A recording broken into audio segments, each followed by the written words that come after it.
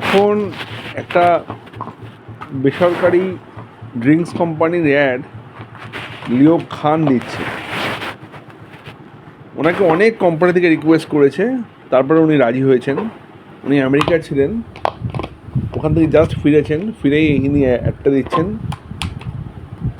10 মিনিটেরও add নয়, only 2 to 3 মিনিটসের add উনি নিচ্ছেন 250 কোটি টাকা।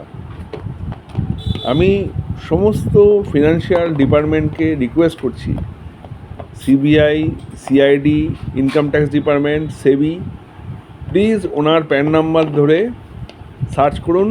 ওনার কিন্তু প্রচুর মানি ওনার অ্যাকাউন্টে আছে, যেটা উনি ট্যাক্স পে করেন না।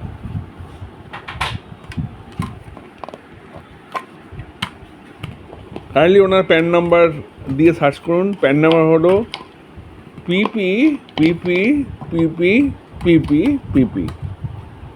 সো প্লিজ আপনারা ম্যাটারটা ছড়িয়ে দিন, সবাই যেন সেটাকে দেখে ওনার এগেনস্ট একটা এনকোয়ারি কমিটি বসান। আমি চাই ওনার প্রপার শাস্তি হোক। Thank you.